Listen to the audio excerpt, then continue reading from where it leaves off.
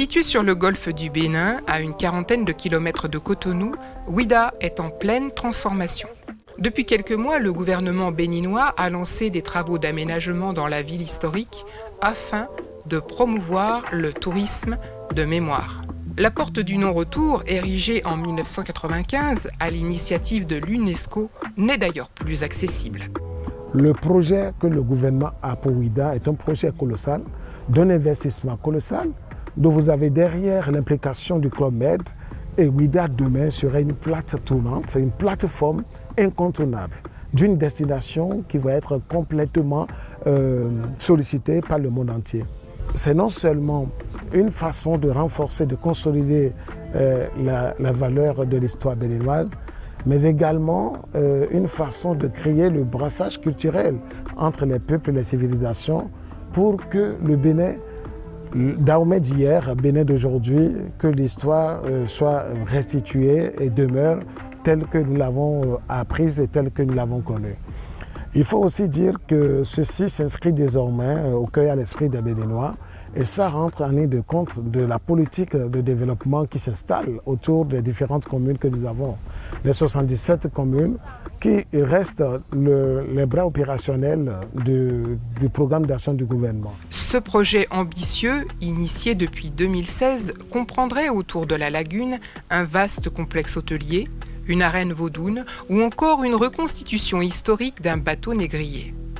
Il est à rappeler que Ouidah et Lagos étaient en leur temps les ports les plus actifs ayant coûté la déportation de 2 millions d'esclaves vers les Amériques.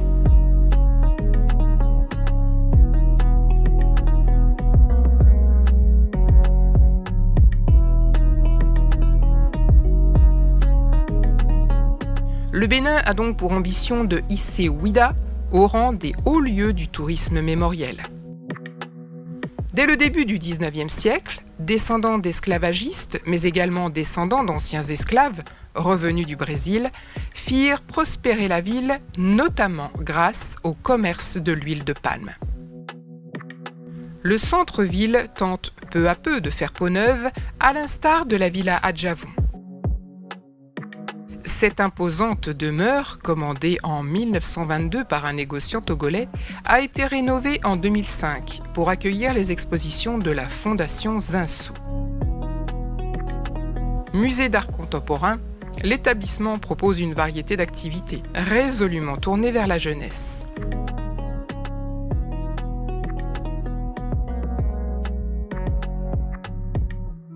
Dans le même quartier, d'autres édifices offrent les vestiges de ce patrimoine afro-brésilien.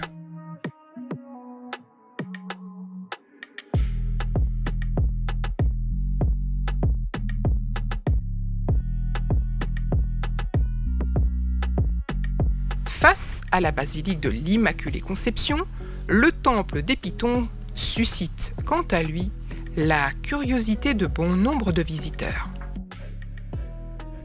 Il y avait une guerre entre Ouidah, entre le royaume de Ouidah et celui d'Abomey. Une guerre causée par la rivalité de la route des esclaves, de l'esclavage. Parce qu'en réalité, ce n'était pas le royaume de Dahomey qui faisait ce commerce en premier. C'était le royaume de Ouidah, qui était situé sur la côte.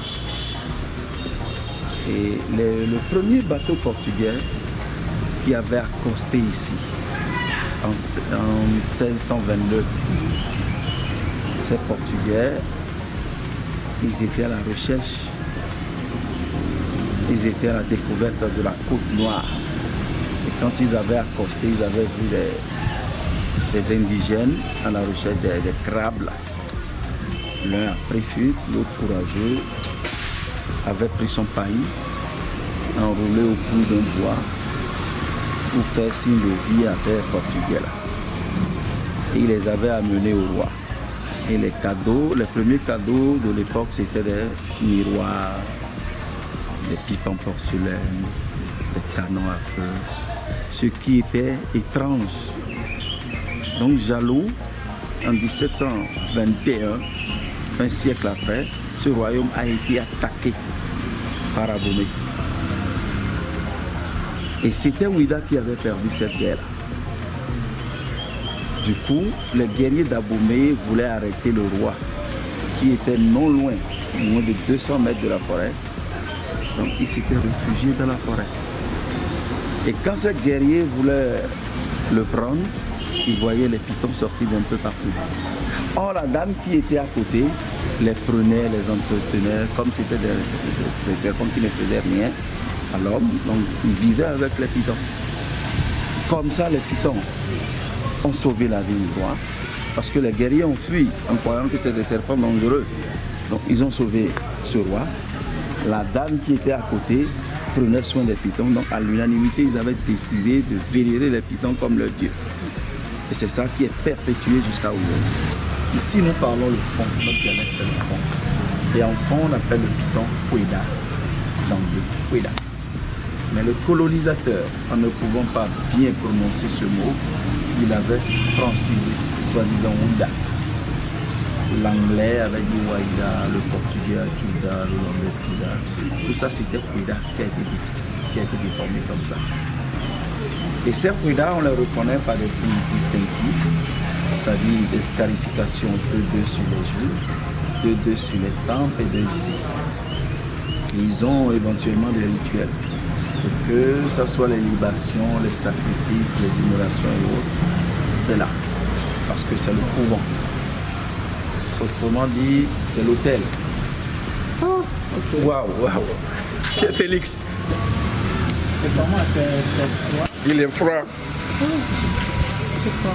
Félix, sois vite. Non, c'est pas rien. Non, c'est pas que ça va me faire quelque chose. Je veux pas que tu rates le moment. On peut le toucher.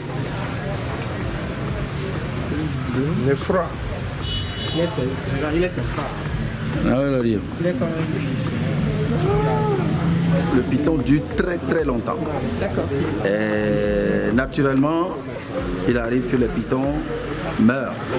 Mais chez nous, ça se dit jamais qu'une divinité meurt. On dit qu'elle a disparu, la nuit est tombée, elle a voyagé. En fait, c'est des thèmes comme ça qu'on emploie. Et est-ce qu'il y a des bénéfices en fait quand il nous touche? Ouais, quand tu le portes. Et quand je le touche, il serre. Hein, Non, il ne serre pas. Ah si, bah, je sens quand même qu'il serre. Hein. Mais il doit bouger, il est en train de bouger. Ah, Ça d'accord. ne te sert pas. Mais quand tu le portes, dans la tradition, c'est une bénédiction. D'accord. D'abord, c'est une purification. Oui. Et Imagine que- ça enlève les soucis. Quand en goutte, par exemple, j'ai dégagé du tout ça. Ah, même sans... Juste le contact. Juste le contact. Forte de cette expérience, c'est à moins de 80 km de Ouida que je saisis l'importance du culte vaudou. Le festival de Porto Novo, créé en 2017, célèbre son culte et met à l'honneur le Zangbeto.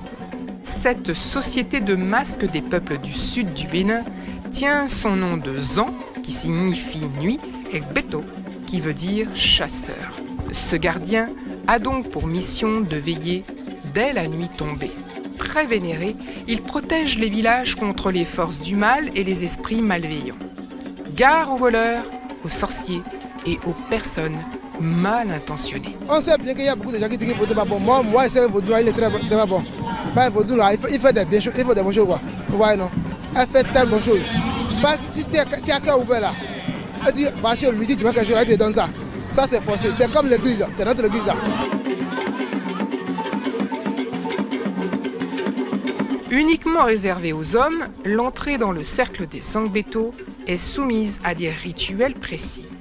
D'abord, se départir d'une contribution matérielle, constituée d'animaux, d'alcool et d'argent.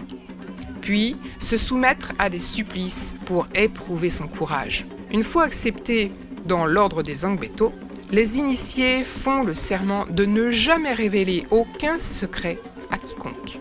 Toutefois, les adeptes savent se reconnaître entre eux par l'usage de certains signes.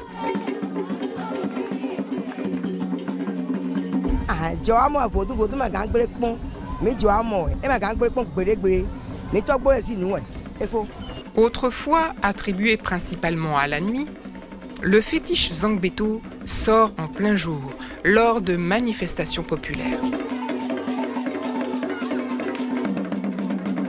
Lors de danses rythmées par des chants et des tambours, des hommes en état de transe, qui seraient, paraît-il, habités par les esprits, disparaissent et laissent souvent place à de petits fétiches.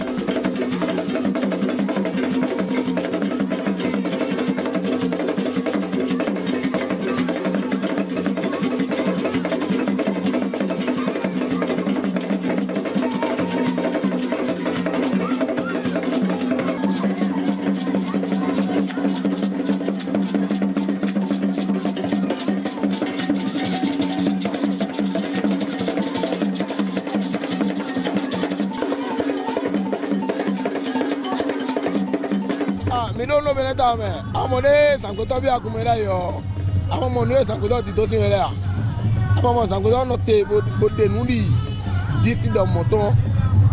Si place. Nous le béné. Nous le ici. Nous devons nous voir tout le monde. Mais ma peuple manuel. Nous devons dire ganji. Mais ton dé ou yida ilole. Tokyo daro doit imposer nous à édurancer. Mais les soins voyez, ils se doivent voir au midi. Demi de vidéo. Tu t'entends? Nous mais là tu vois où est-ce que exactement de nous pour tous ces valeurs pour nous d'autres têtes mais tête bon tête mais ma gamble bon.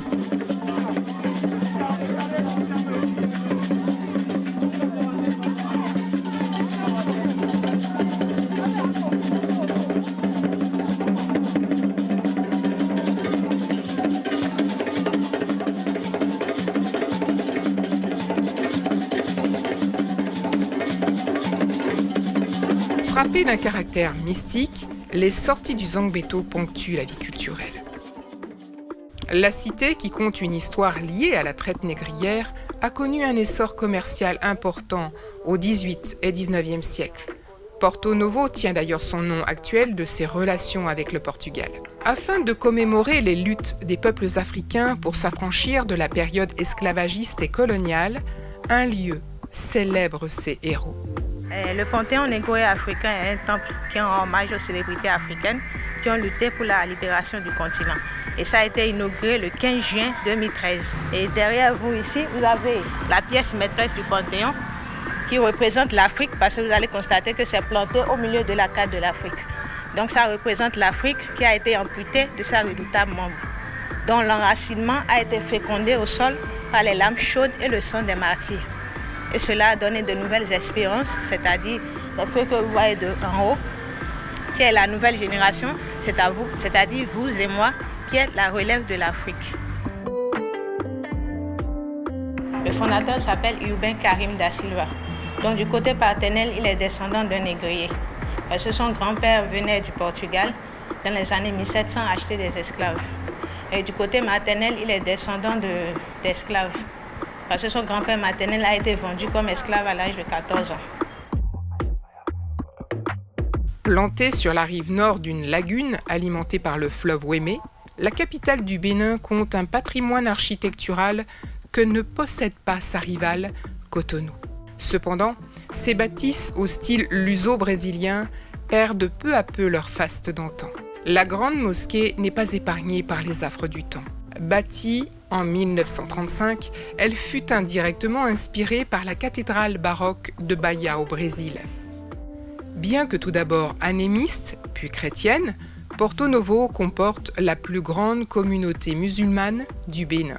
Ainsi fait-elle preuve d'exemplarité de coexistence pacifique entre groupes ethno-religieux. Avec un patrimoine culturel et cultuel fort, Porto Novo devrait se doter à l'horizon 2027 d'un musée consacré aux valeurs du Vodun. Le plan d'action du gouvernement permettra, sans nul doute, de révéler les charmes endormis de Porto Novo, jusqu'ici toujours capitale politique et administrative du Bénin.